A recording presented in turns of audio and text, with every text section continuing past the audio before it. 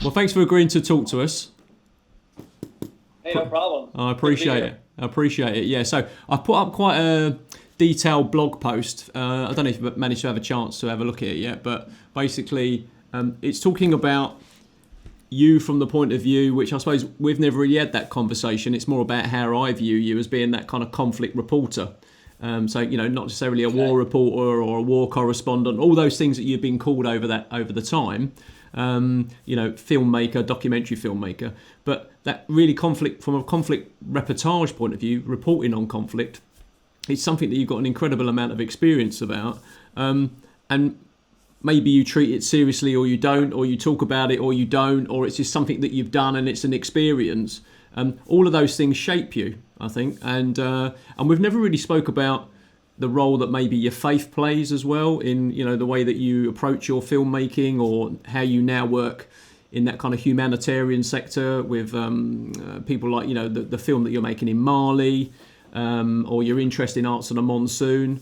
And also it's been quite interesting to do the research on you as well and see some of the stuff that you did for the BBC as well with Iraq, so as a video producer there, with the sort of, One Day in War, which again is a project I was unaware of as well, because it was quite interesting. So during all of that time, I just wondered really where your motivation came from, and has it changed over the years as you've done all of these different things?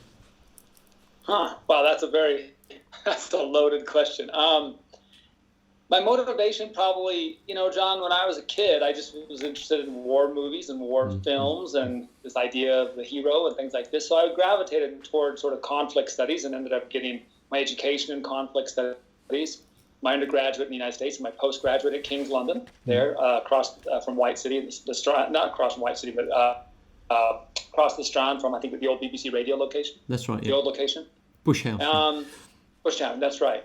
And it was interesting. I didn't really know what to do with that, but a friend of mine kind of challenged me, and he says, "Well, you spent all this time and money studying war. What the heck, And I said, "Yeah, you're right." And there was a little-known war going on in the Republic of Georgia at a place called Abkhazia, and this friend's challenge just kind of got me thinking I should probably go to one and see what it was all about. And so I won't go through the long story, but ventured over to the Republic of Georgia, made my way to Abkhazia. A lot of Georgia was unsettled at that time. There was issues in Azara, issues in Mingrelia. I know these names don't mean anything to most viewers, but it just wasn't like one little spot. Georgia was a country in chaos, like most former Soviet republics in the immediate aftermath of the Cold War. And I kind of grew up as a Cold War child, so there was always the Soviet Union. Now all of a sudden there's all these sort of what they also referred to at the time as brush fire wars around the Soviet periphery. So I went to Georgia, and it was the beginning of me, something that I really enjoyed doing. And part of it was the investigative journalism part, like uncovering the facts about just what was going on. And then also there was an adventure aspect to it, I won't lie. It was great fun to be out there in the early 90s, kind of living on that edge, or like, the Wild West, to use an American, metaphor. But, and so I wasn't really sure what I wanted to do. I do like the idea of making documentary film, but I didn't really know anything about it. So I went and bought a little Sony high 8mm camera, which is about all I could afford. It could fit in my backpack. But I also sort of made my first marks by writing, because I would write up, things. And so having gone to school in London, the Department of War Studies connected me to people at Jane's Defense Publishing. And so I ended up writing my first pieces for Jane's Intelligence Review during my graduate study work. Okay. And and that kind of, maybe it is fair to say it launched me. I mean, it was cool. Now, the bad part was you can't make a living as a freelance writer for Jane's. You have to be a freelance writer for a lot of different publications, at least for the field that I was interested in like conflict and things like that. I mean, it's not like it was Vanity Fair where you can have, you can write one piece if you're lucky enough to write for someone like Vanity Fair. So I just kind of looked around. I still had an interest in film, and I came back and I went to work for a company out of New York City that had made the early Firepower series, the early Wing series for the Discovery Channel way back in the day, like mid early 90s. And it was really where I cut my teeth on learning how to be an editor, learning how to tell story, working with other people, going to shoot interviews. And so I thought, man, my ideal world would be able to sort of fuse the two things together, like filmmaking, but also the writing and the analysis part. And that's kind of what I've tried to do with, sometimes more success than others in the last 25, 30 years. Yeah. And how did you find yourself in Afghanistan, embedded for that first sort of major incursion of the US forces? That was an interesting. So in 1997, I was making my way to Chechnya to do a story in Chechnya, which was going to turn out to be my very first independent documentary. Just a side note, looking back on it, it's not a very good film. It's really hard for me to watch. It was my first film. I like to tell people I did it, but at the same time, I'm like, I don't really know if I want anybody to watch it. Yeah. But anyway, in 97, it's a long story again that I won't get into, but I ended up in Uzbekistan. And I shouldn't have been in Uzbekistan, but anyway, I was there. And I went down by the border, Termez area. And the Afghans, at that time in 97, they were in the process. There were some shells falling across the river into Uzbekistan proper. General Dostum, the Uzbek Afghan leader of Uzbek ethnicity, was in and out of the Uzbek area. And I kind of was like, wow, that's kind of interesting. We didn't do anything, but we went on to get into Chechnya through a different way, which we weren't going to go through Uzbekistan anyway. Like I said, it's a really ridiculous story. But when 9/11 occurred, it was kind of one of those things. We were doing a few different film projects, but it was almost like, it was the first time since I started my career that America was at war, basically, in a major way. I'm not, covert operations. I'm not counting those, but so I knew we had to go. The big decision for me was a lot of the journalists and people that wanted to cover the war were covering from the Pakistan side, and some were coming through Tajikistan. For me, I just knew I was going to go through Uzbekistan because that's where my familiarity was. Mm-hmm. So I flew to Tashkent, and made my way down to Termez. And after a really frustrating 6 weeks, was able to cross the border and stumble, more or less, literally just stumble into the Kalajangi Fortress uprising where, about 500 or 600 non-Afghan fighters, Taliban, foreigners in the Taliban ranks had been taken kind of prisoner, revolted, killed all of Dostum's guys, and then lo and behold, after the melee, a few days later, we discovered the American Taliban, John Walker Lind. And that became a huge story, of course, in America. The story itself was big because that was our first combat KIA also. Johnny Michael Spann, CIA, former Marine Corps officer, a CIA analyst, I wasn't an analyst, he was a field op, was killed in that battle on day one. And so there was a lot of, it was important to America. Well, Afghanistan was really important to the United States immediately following 9/11. So that's kind of how I ended up to be there. Parts of it were purely by chance. Other parts were familiarity with Uzbekistan and feeling like, why try Pakistan? Why go to Tajikistan? I know Uzbekistan. So I've often thought about that 1997 trip, just wondered how fortuitous it really was because it kind of set me up to go there back in 2001. And I'm really glad I went that way because this is the funny thing. I was stringing for CBS at the time, and I don't think they were convinced I could do anything. Yeah. They didn't really have a lot of camera experience, but they gave me a satellite phone and some travel money. First time in my life I ever had anything up front. Yeah. So I was like, this is awesome. I've got a phone. I've got $5,000, which, $5,000, how long does it last? But hey, man, it's better than nothing. And when I stumbled onto this fight, I just started to turn my camera and start shooting. And it was remarkable because there had really been no journalistic access. It was just purely luck for me and all the other people documenting to just stumble into Mazar-i-Sharif that week when the Kalajangi Fortress uprising went down. And then by the time we started reporting on it, I reported for CBS that night. And 2 days later, man, there was twice as many, maybe 3 times as many journalists, filmmakers, reporters who had descended on the fortress because it was actually, we were sending back, me and some of the other reporters, what I was told were the first combat images of the war. And so it was fascinating to be there then, and purely lucky because had I gone through Tajikistan or past, Pakistan, I wouldn't have been there. I would have been someplace else. But everything really focused on the north right then, and that was the other reason. We seemed to roll up to Taliban in earlier places, but we were looking to take Mazar and Kunduz, those 2 big northern cities, So it also seemed like, in a way, it held us up from getting into Afghanistan because the fight was still on for those northern provinces. But once we were able to get in, we were kind of had a front row seat to the collapse of the Taliban armies in the north. So again, it's timing, really, I guess, isn't it? It's being in the right place at the right time. Yeah. Well, actually, covering combat's all about being in the right place at the right time. War, and I learned this in Call Jungi. It's just it's really it's certainly random, and it's interesting because we were fighting in a big fortress, which wasn't that big, a few hundred football fields or pitches, a square. But if you were on, for instance, I didn't even know there was a Dishka, heavy machine gun in the parapet just across from me, like 150 yards, because there was so much chaos and confusion on the parapet I was at. It wasn't until, talking to special forces operators, and they actually showed me some pictures. I'm like, where's that Dishka? They go, oh, it was over on the other corner. I'm like, you can hear Dishka for miles. I couldn't hear it from 150 yards. I had no idea there was any fight going on from that side of the corner. So it was really kind of a lesson in, which was reinforced when I was in Iraq a few years later, when you're in the urban centers.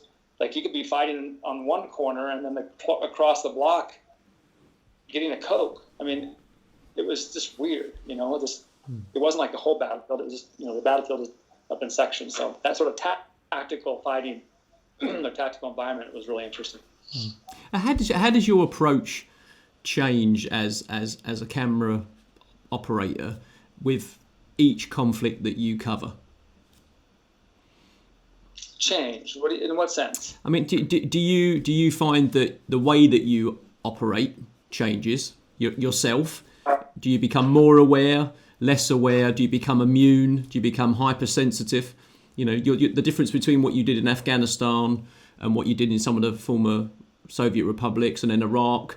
Is there a commonality and a similarity between it all? But some of them you just turn around and go, that place just felt more dangerous, or I never really felt in danger there, even though it seemed more chaotic. I never felt in danger. Right. Oh, actually, that's a really good question. Because I have strong answers and strong feelings for this. I mean, hands down now, for me, the worst place I ever was that I felt was Chechnya. And I wasn't actually there during the war. I was there during the interwar period. But even during the interwar period, the Arabs, I was in the east part with Shamil Basayev's guys, the Arabs went across the Dagestan, attacked a Russian tank park. The Russians chased them back with attack helicopters and artillery fire stuff. One of the warlords, Salman Raduyev, was upset at President Moskadov, so he led his BMPs and tanks down the main street in Grozny. So even this was the peaceful period, it wasn't peaceful. Yeah. And the Chechens I was with, it's an honor-based society, and I know that frustrates some of the Russians and stuff. I'm not meaning that it's honor like it's better than theirs. It's just an honor-based sort of tribal society, and I'm simplifying, so the Chechophile, they're all going to get on my case as well. But once they kind of agree to take care of you or take you in or let you there, they protect you. So they were very, very cautious. We moved every day. I think I slept in a different place every single night.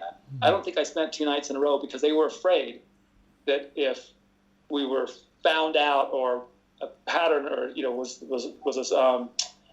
revealed, that we might be killed or kidnapped or taken hostage, because that was a big deal in Chechnya at that time. So it just felt dangerous. I mean, we slept with our clothes on, and I remember we had these big beds, and I'd sleep in the middle. I had a camera guy with me I was able to convince to go, and my 2 bodyguards were on the outsides. PK machine guns down on the floor, all of our boots at the base of the bed, and if we were to come under attack, it was just assumed we'd just throw on our boots, they grab the PKs, and out the door we go, blaze until we can get in our vehicle and escape, or who knows what. When it came to Afghanistan, especially in the early part, it was kind of nice. I mean, I was independent. I traveled independent, but I met, immediately we met, well, because the CIA member had been killed, we met CIA elements coming into theater. There were some special forces teams there.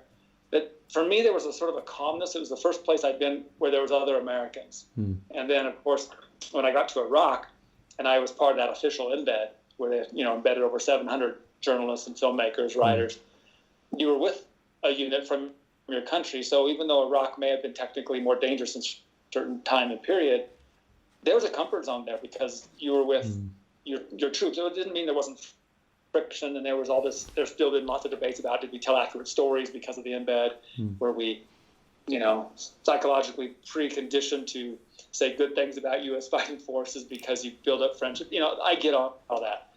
But it didn't ever feel as bad. Afghanistan and Iraq never felt as bad. Not the times that I was there. It doesn't mean that they weren't. I mean, they were horrible places at that time. The only time I really felt not concerned, but dismay, and just really felt disheartened a little bit was when you got into the urban areas. And, I've seen it over and over and over again where civilians, you think they know, hey, man, there's 30 tanks and 600 Marines just rolled in. But yet they drive kind of across the highway close to you or whatever, a jumpy Marine, guns them down because he doesn't know. There's words of V-beds, vehicle board IEDs, suicide bombers approaching U.S. forces and British forces in, bomb-laden cars. So you don't ever let a vehicle approach your perimeter. And as a result, we killed a fair amount of civilians. And that was disheartening to see a car full of a family wiped out in a car. It was tough. That was tough on me. It still is, a little different than combatants fighting on the battlefield like a Kala Jungi, where there were no peacefuls, there was no civilians, there was no collateral damage. They were Taliban, and they were fighting, and there was Dostum's forces that flooded back in to counter the fight and the escape, and it was very clear cut. And even though there was sadness and we saw death there, it just felt different than seeing civilians killed. And, it wasn't just gunning down cars. It was like precision-guided munitions, I think, are obviously fantastic, but shrapnel still flies a long way. A round from a 50 caliber still goes through 2 or 3 houses. So you could be out of the sort of battle zone and kill somebody 3 blocks over. Happened all the time in Iraq because the conditions, the fighting conditions, that's just what they were. So, it's a little tougher, which is, we know that militaries around the world always practice for like urban war fighting, urban tactics, things like that. But of which the Chechens, of course, were like the poster children for urban contact fighting. They were, everybody was studying what they did just because I think people were so shocked how quickly they decimated the initial Russian forces that went into Chechnya New Year's Eve, 1994. Now, throughout this whole period of time, when you're acting as a sort of camera operator, embed, that kind of stuff, are you still writing? I know you'd written a couple of books and stuff like that, but were you still stringing for other people? Were you still doing your investigative journalism as much as you could? Well, because I lucked out and was able to capture Kala Jungi as a stringer for CBS, and that was, again, I had that sat phone, which broke in about 2 weeks. The one thing I learned is equipment, just battlefield conditions are harsh on equipment. Iraq was a great example. I took 2 DV cam cameras in my backpack. I think I did leave with one that still worked, one didn't. I had a sat phone that until the command asked journalists, or basically told journalists they couldn't use their sat phones, worked some of the time. In the group that I was with, there was a Washington Post reporter who was close by, and he had a functioning, pop-up sat phone. I had an Iridium, so I couldn't. It was hard. He was the only one that could on a regular basis seem to get a story out. So if I wanted anything out, which I tried a couple times, I think I got a couple things out. I had to do it via the Washington Post reporter's, sat phone. It was just simply logistically hard. I know it's easier now, but again, and that's one thing I try to tell. So we speak to a lot of young filmmakers or different universities. We'll talk to students, and now that I think the assumption is everything just works online. And 2002, 2003.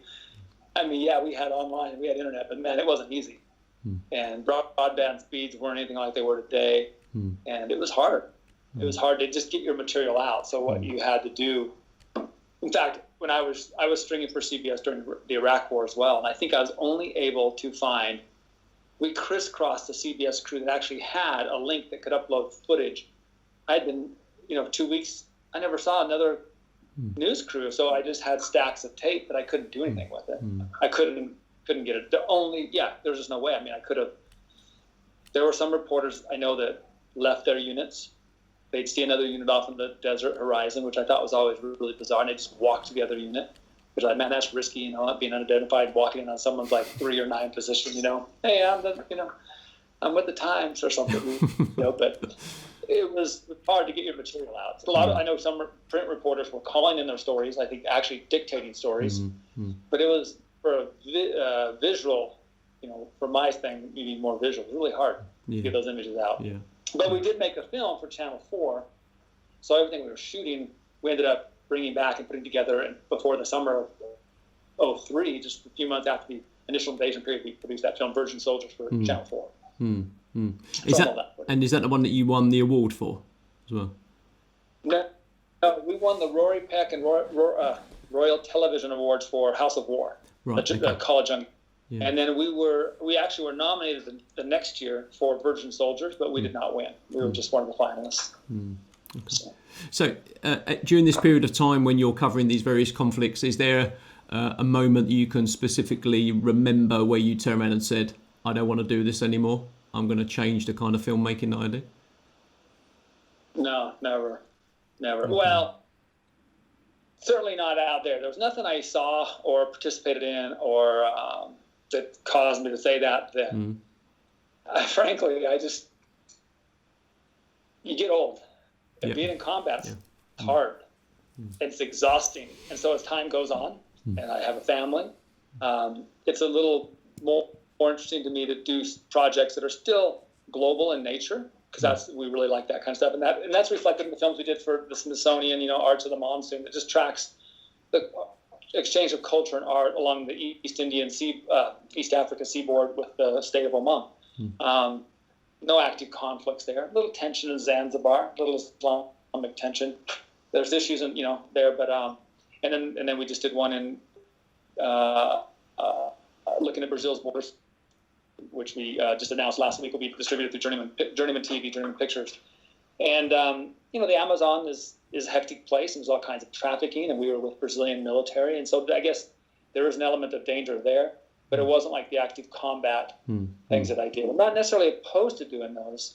It's just it's hard on your body. Yeah. Hey man, I'm at the age that the guys in my contemporaries in the Army are colonels and generals, so they're not out in the tank, or the BMP, or not BMP, but what do we call APC? Yeah, not out on the ground. I was out there. Yeah, not out on the ground anymore. Back in the command center. Yeah. No.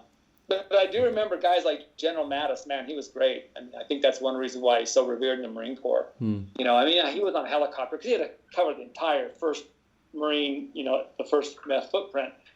But he'd land in our position, get out, talk to everybody, talk to soldiers, fight. You know, he was there, man. He's just one of the guys. And then he had to go on and see another battalion or whatever, organize or another. But boy, that guy, I don't know if he slept for 3 weeks. I'm sure he did. But he was always there.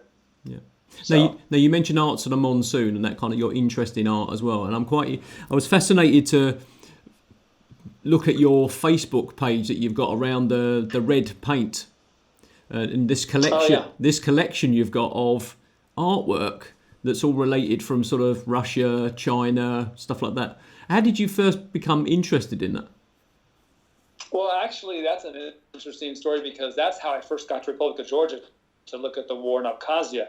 So I was living in Salt Lake City, and actually that's not true. I wasn't living in Salt Lake City, but I was in Salt Lake City visiting some friends. I live here now, so that's why I couldn't remember for a second. But they were collecting social realism art from an artist who lived in Ajara in a place called Batumi. He was a Ukrainian artist. I've always kind of liked strong sort of Soviet art, especially like their military political art themes. I'm not necessarily a poster junkie, but I really like the themes that was portrayed in them. And so the person who was the expert in the art said, well, I want to go and get this art for these investors, but Georgia's it's tough in Georgia. You know, I'm not going there, but I can't do it. It's just like too much for me. So I said, I'll go. And they're like, why would you go? I go, well, there's a war, 2 wars going on there. I'd love to go to Georgia. So it ended up that I carried the cash. I had $35,000 stuffed in my pockets and my socks, and the bag, because it was $1. It was a cash-only economy. You know, the ruble was in hyperinflation. It was 93, and we went over there and we bought art. and it was an education itself, and it was really fun, and I was able to secure a few pieces for myself. In fact, that one right there on the wall behind me, that was like the first piece I ever bought. It's probably the best piece I own, but I bought it out in Batumi. It's a Yakovenko painting. It's called October Days, and it depicts the Bolshevik Revolution. But I was kind of hooked, and so I kept my eye out. I was in and out of Ukraine on another project, in fact, about music in the Ukraine, of all things, support for artists in post-Soviet Ukraine. And I looked for this stuff, and so I found a few places, and I ended up buying, over the years, maybe 30 to 40 pieces. Originals, oils, watercolors. I don't buy, seconds or prints or anything like that. Now, the thing about this is, don't misunderstand, I can't afford this stuff now. But back then you could, for two things. They didn't really value that at that time. It was a Soviet culture. A lot of people were glad to see that those things go away.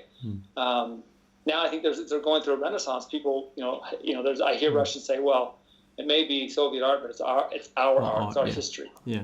So what I did was, I did this when I went to China. Although it's a bit different, people seem to lump social realism all together, like it's all the same, and there are certainly a lot of similarities, but the Chinese story is different, and so therefore the history of the art is different. So I collected and I stumbled on an artist up in Yan'an, where Mao was surviving the Japanese bombing raids in 1941, 42, 43, at the end of the Long March. People were creating woodblock prints and some watercolors and things, and then there's a strong tradition there. So I ended up collecting there. And then when I went to Afghanistan, when I had all those 6 weeks, I couldn't get across the border in Uzbekistan. So I just combed through the galleries in Tashkent and stumbled on a few pieces and picked up another, I think, 18 pieces in Tashkent in 2001, October 2001. Shipped them all out before I crossed the border and picked them up here. So we have a handful of collections. We have a Russian social realist collection, a Chinese, what they call revolutionary romanticism. It's kind of the same thing. And then we have also a Vietnamese collection. One of my favorite exhibits in the British Museum many years ago was an exhibit of Vietnamese artists' depiction of the war against America, the U.S. war, Vietnam War. And I thought it was fascinating. So the ones I liked the best, I took these names down. And then the next time I was in China, I flew down to Hanoi, and I found one of the artists and was able to get a bunch of the last pieces he had. Yeah. And so I only have I think 15 pieces or 16 pieces of his. But so we have that. But so the reason behind red paint collection was red is kind of a socialist color. Yeah. And it was actually I owe that name to somebody here in the office, to Julius, who's next door. Yeah. Doing some editing or watching the show. Yeah. Can't remember. Julius, is that you? I don't know. Yeah. Never mind.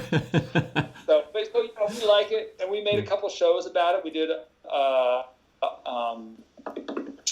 Masses to Masses, Artist in Mao's China, about a pretty famous Chinese artist, which we collect a lot of pieces. And then we did Arts of the Monsoon, of course, about art in Africa. I don't think we received that job or got that job based on that, but I think it was kind of funny we got it because somebody had just said, well, here's the guy who's been to Iraq and all these places. He could, I think they perceived more danger in Zanzibar and Tanzania than I thought. Yeah. But they were looking for somebody who could do it, which, I'm flattered, and I was glad that they picked us, or they asked us if we'd do it. It was a fun, really great project. Okay. Now, my final question, and then I'll let you go. Enjoy the rest of your Saturday evening over there. At 5 o'clock, we're going to put out the blog post for West Africa.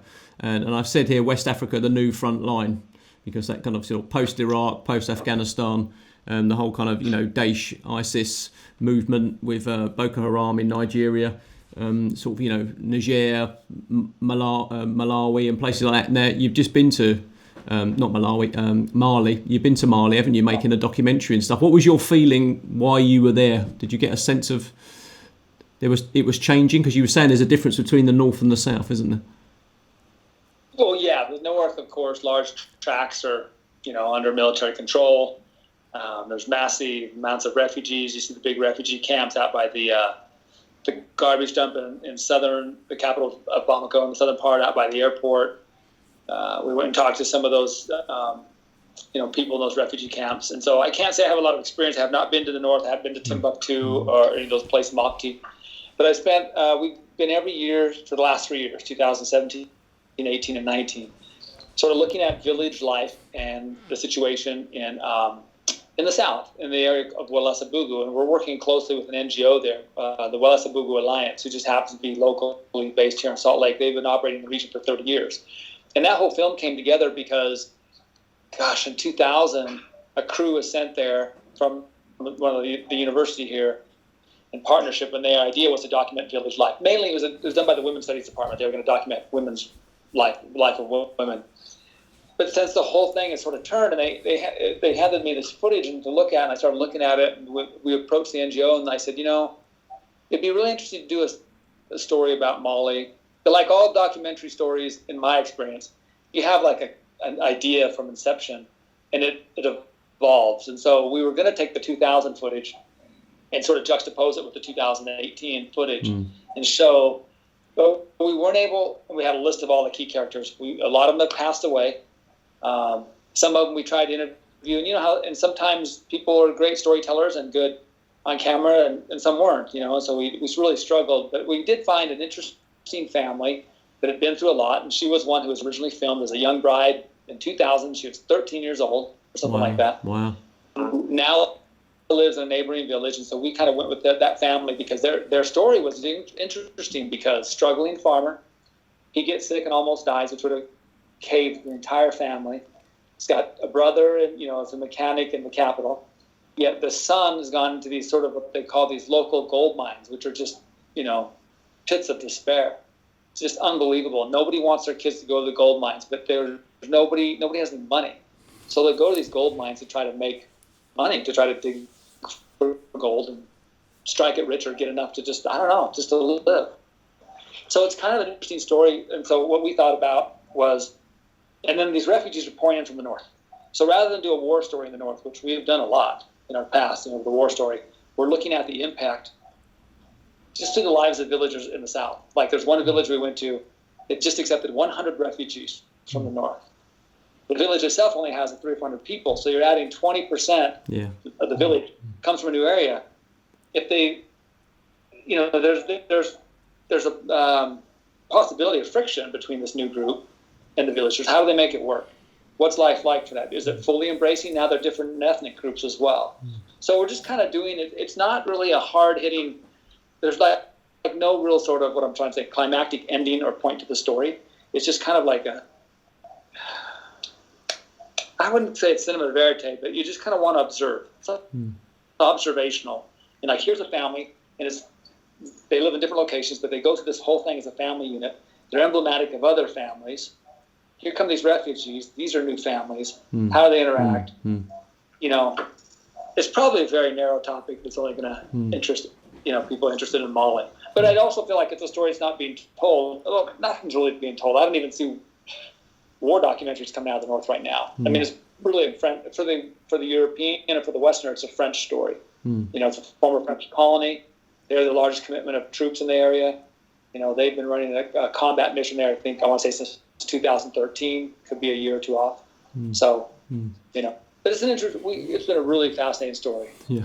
Okay. That's great. Well, listen, thanks for taking some time to talk to us. Could you do me a favour? It's a very poor connection our end, so we couldn't quite make out that image behind you. So could you take a photograph of that and send it through to us? Oh, yeah. The painting. Yeah, we can put it in the blog post then, yeah. So. Okay. Yeah.